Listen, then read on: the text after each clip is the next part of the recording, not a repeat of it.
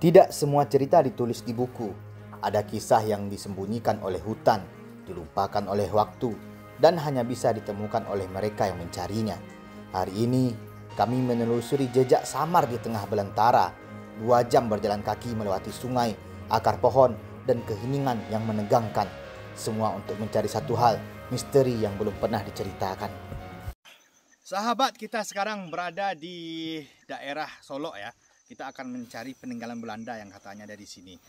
Kita start dari ketinggian 1000 mdpl dan suhu saat ini 28 derajat Celcius ya, jam 9 pagi.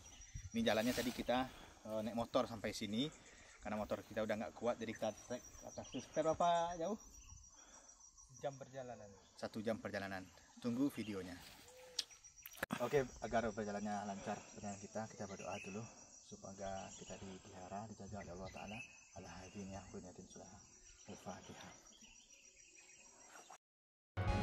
Setelah berdoa, langkah kami kembali menyusuri jalan setapak yang dikelilingi aroma tanah basah dan dedaunan pagi. Di kiri kanan, perkebunan kulit manis dan bawang menghampar seperti lukisan alam yang tak dibuat-buat. Angin membawa harum rempah dan kesabaran, seperti ingin bercerita bahwa setiap batang kulit manis tumbuh dengan waktu, bukan terburu-buru. Kami berhenti di sebuah pondokan sederhana, tempat para petani melepas lelah dan menitipkan cerita hari-hari mereka. Di sana, kami menunggu seorang pemandu yang akan membawa kami lebih jauh ke dalam. Sambil menanti, kami duduk bersama seorang petani bawang. Obrolan sederhana tentang tanah, musim, dan hasil panen. Tapi dari cara dia bercerita, kami tahu, di balik setiap helai daun bawang, ada ketekunan yang tak pernah tertangkap kamera. Habis ya? Daunnya runtuh bang, dimakan ulat itu, jadi gagal panen dia bang. Biasanya panen bawang ini berapa bulan? 3 bulan nomor bang, 90 hari. 90 hari ya? 90 hari. Iya. Setelah rehat sejenak di pondokan petani, kami kembali melangkah. Jalanan menanjak, tak setinggi gunung, tapi cukup membuat napas terasa berat. Apalagi kaki ini sudah lama lupa rasanya olahraga. Namun di setiap detaknya ada tekad yang pelan-pelan menyala. Puncak bukit akhirnya menyambut kami di ketinggian 1200 meter dari permukaan laut. Bukan sambutan megah, hanya angin yang diam-diam menyapu wajah dan bisikan alam yang seolah berkata, "Kau masih hidup, kawan." Tapi belum selesai, kami harus turun. Rumput liar yang menjulang tinggi menutupi jalan, menyembunyikan tanah, menipu langkah. Setiap pijakan jadi tebak-tebakan antara aman atau tergelincir. Dan ya, benar saja, satu langkahku terpeleset. Bukan luka yang besar, tapi cukup membuat lutut menyapa tanah dan ego merunduk sejenak. Aku tertawa, pahit dan jujur, karena di sini jatuh bukan hal memalukan, melainkan pengingat bahwa alam selalu punya cara sendiri untuk membuatmu rendah hati. Kami terus menuruni lereng, akhirnya sungai. Airnya jernih, tapi bebatuan di dasarnya licin dan tajam. Sepatuku yang entah kenapa selalu kupakai tak cocok untuk batu-batu ini. Langkah harus pelan, harus sadar karena di sini satu kesalahan kecil bisa jadi cerita besar. Dan di antara napas yang mulai pendek dan tanah yang terus berubah bentuk, aku sadar perjalanan ini bukan sekedar lintas kaki, tapi lintasan jiwa yang diajar jauh lalu diajak bangkit. Semakin jauh kami melangkah, hutan ini bukan sekedar jalan setapak di antara pepohonan lagi. Ia berubah menjadi labirin hijau yang rapat dan tak tersentuh.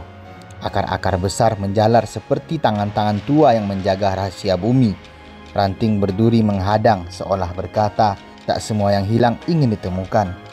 Pemandu kami dengan parang di pinggang dan tatapan yang tak pernah ragu, mulai menebang dahan yang menghalangi jalan. Bukan untuk menaklukkan alam, tapi untuk menyapa sesuatu yang tersembunyi jauh di dalamnya. Setiap tebasan parang bukan hanya memecah ranting, tapi juga membuka lorong waktu menuju masa lalu yang mungkin telah dilupakan. Langkah kami pelan, karena bukan hanya tubuh yang menyusup ke dalam hutan, tapi juga rasa ingin tahu, rasa takut dan harapan, entah apa yang menanti di balik semak berikutnya. Apakah jejak-jejak sejarah atau bisikan sesuatu yang tak terlihat? Akhirnya, setelah perjalanan panjang dan menyusuri hutan yang kian rapat, kami sampai di sebuah tempat yang seperti potongan masa lalu yang terselip diam-diam di balik semak dan akar. Dinding tua berdiri kokoh meski sudah rapuh dimakan waktu. Tiang-tiang besar menjulang, diselimuti lumut dan lilitan akar, seakan alam sedang mencoba menghapus jejak, tapi belum berhasil sepenuhnya. Aku terdiam, takjub. Baru sekali ini aku melihatnya langsung dengan mata kepala sendiri, dan aku yakin banyak dari kalian yang juga belum pernah melihat tempat seperti ini sebelumnya. Beberapa ruangan tampak mencurigakan, gelap, sunyi, dan menyimpan sesuatu yang tak bisa dijelaskan. Ada udara dingin yang berbeda di sini, bukan dingin biasa, tapi dingin yang membawa bisikan, bisikan masa lalu. Tidak ada papan nama, tidak ada catatan resmi, hanya suatu informasi yang diteruskan dari generasi ke generasi oleh warga sekitar. Mereka menyebut tempat ini penjara besar. Tapi siapa yang pernah dikurung di sini? Apa cerita di balik dinding batu ini? Dan mengapa tempat ini seolah sengaja disembunyikan dari peta sejarah? Kami akan masuk lebih dalam, dan perlu kau tahu, tempat seperti ini bukan hanya menyimpan kenangan, kadang juga menyimpan luka.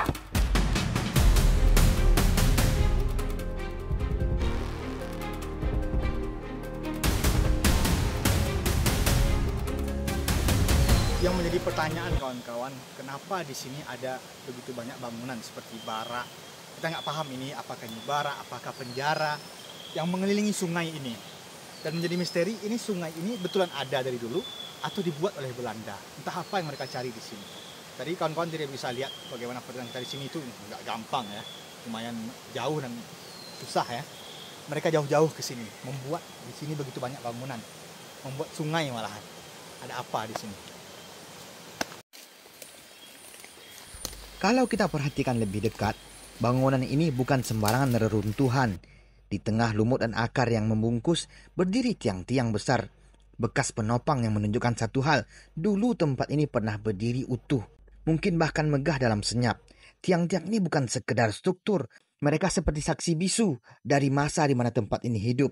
Dengan jeruji, penjaga, dan entah siapa yang pernah dikurung di dalamnya. Itu masuk kawan, di sini. Dan dalam ini kita temukan seperti ada kamar ya.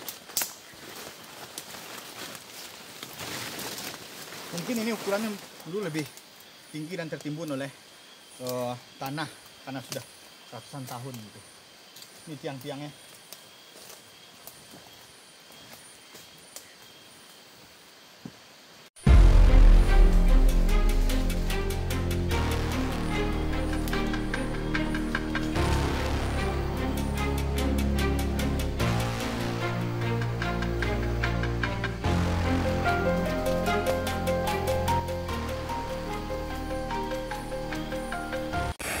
Jadi kawan, sejauh perjalanan kita tadi, sekarang kita sudah sampai ya di lokasi yang kita tuju, yaitu peninggalan Belanda. Kami jadi sempat berdebat dan berpikir, ini tempat ini sebenarnya apa? Apakah ini sekedar bangunan biasa? Apakah ini tambang? Karena ini lokasinya di sepanjang sungai ini dikelilingi oleh bangunan seperti ini. Karena ada kamar-kamarnya. Cuman kalau tambang, sampai sekarang nggak ada yang nambang emas lagi di sini. Tapi satu hal yang pasti kawan, ini dipercaya oleh orang-orang penduduk lokal adalah penjara. Bahkan tempat ini disebut dengan tansi gadang, tansi yang besar. Juga ada satu lagi di situ tansi apa namanya? Lara.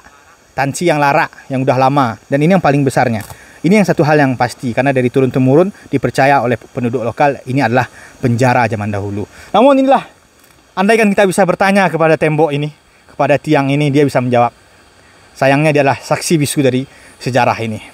Yang pasti proses masa penjajahan begitu pedihnya bagi penduduk kita, masyarakat kita, para pendahulu kita terdahulunya. Lah. Aduh, nisannya dah enggak. Setelah menjelajah cukup dalam, kami memutuskan untuk duduk sejenak, menyesap kopi panas di tengah dinginnya hutan dan sunyinya sejarah yang mengelilingi kami. Tak ada warung, tak ada bangku nyaman, hanya tanah lembab, akar pohon, dan suara dedaunan yang bergesekan pelan. Tapi entah kenapa, justru disinilah rasa itu muncul. Rasa damai, sekaligus rasa kecil di hadapan semesta yang menyimpan begitu banyak rahasia. Kami ngobrol ringan, kadang tertawa, kadang terdiam, membayangkan berapa banyak cerita yang terkubur di balik batu-batu ini. Berapa banyak doa yang pernah terucap di ruang-ruangan gelap tadi. kopi jadi saksi, api kecil jadi teman, dan waktu seolah melambat di tempat yang asing dan nyaris terlupakan ini. Kami menemukan sesuatu yang sederhana tapi langka. Kesadaran bahwa setiap langkah dalam petualangan ini bukan sekadar eksplorasi luar, tapi juga perjalanan ke dalam diri.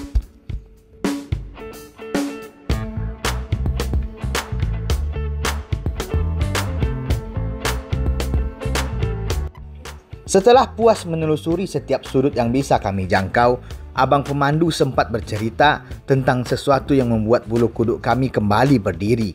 Katanya di tempat ini ada sebuah terowongan lama, tapi anehnya kadang ia bisa ditemukan dan kadang kalau dicari menghilang begitu saja. Seolah tempat ini memang tak ingin membuka semua rahasianya dalam sekali kunjungan. Misterius, seperti hutan yang memilih kepada siapa ia ingin membuka diri. Kami pun perlahan turun kembali, melewati semak dan pohon, kembali ke kebun tempat awal pendakian. Langkah kami ringan, tapi hati kami penuh bukan hanya oleh keindahan, tapi oleh pertanyaan-pertanyaan yang belum sempat terjawab. Bahkan ada pertanyaan menggelitik yang muncul di pikiranku. Bagaimana kalau bangunan ini bukan berasal dari zaman penjajahan Belanda? Bagaimana kalau jauh lebih dari itu, peradaban yang hilang? Namun begitulah, setiap perjalanan selalu membawa pulang cerita, baik yang terlihat ataupun yang hanya bisa dirasa. Kalau kamu suka dengan penelusuran ini, jangan lupa untuk like, subscribe, dan share video ini. Dukungan kalian sangat berarti agar kami bisa terus menjelajah, merekam, dan berbagi kisah-kisah tersembunyi dari pelosok negeri. Sampai jumpa di petualangan berikutnya, di mana misteri dan keindahan selalu menunggu untuk ditemukan. Sampai jumpa lagi di konten berikutnya. Jangan lupa like, komen, dan subscribe.